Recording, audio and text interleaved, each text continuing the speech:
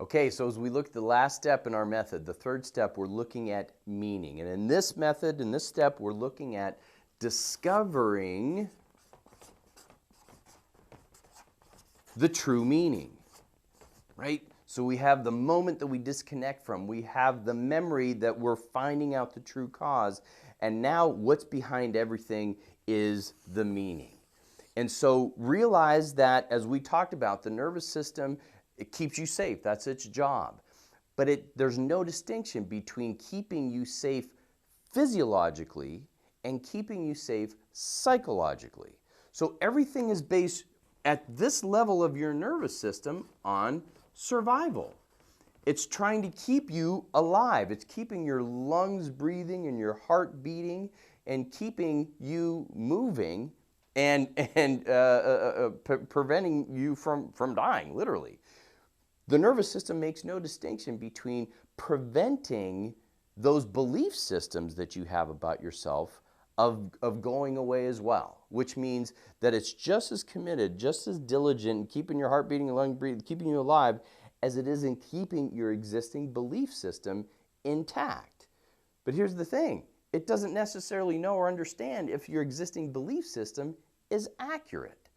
And so we understand that this idea of survival is the operating system. That's not going away anytime soon, whether it's the function of the body or function of your belief system and behavior. What do we say? Belief systems govern and dictate 95% of everything you think, say, and do. And we also know now that the nervous system, the strongest drive based on survival is to make sure you keep behaving consistent with the belief system you have about yourself. And so this is not an easy process to just get rid of beliefs. That's why when people talk about, oh, I got to delete a belief or reprogram it or form some new beliefs, it doesn't work because your existing belief system says, I'm staying intact because if for some reason I go away, they're going to die.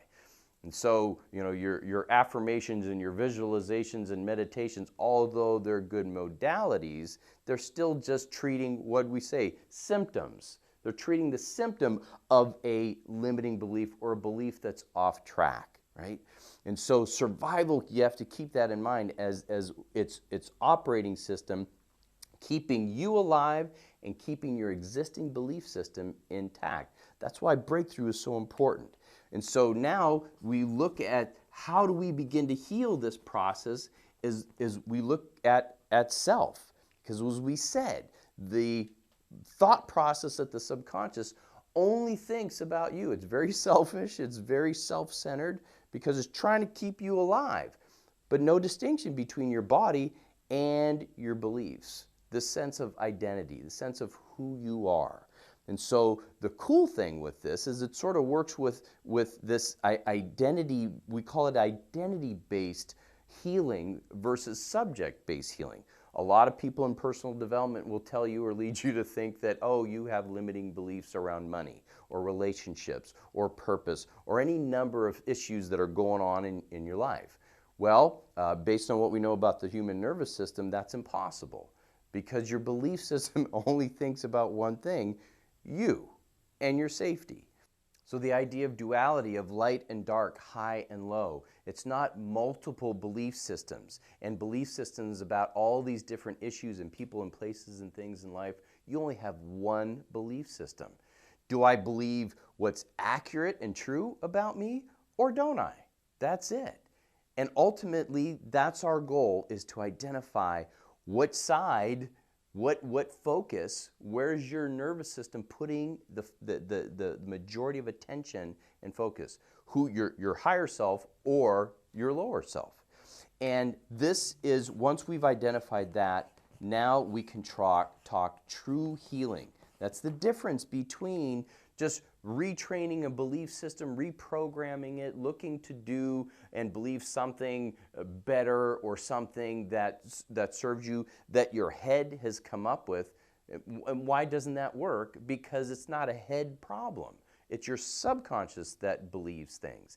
And it doesn't understand the things of the world. It doesn't know what money is. It doesn't know what people are. It doesn't know what your job or the economy or any of those things. So that's why it's a futile effort to try and retrain belief systems when your belief system has no idea what that is. It only knows self. It only knows you. And it knows a high expression and a low expression.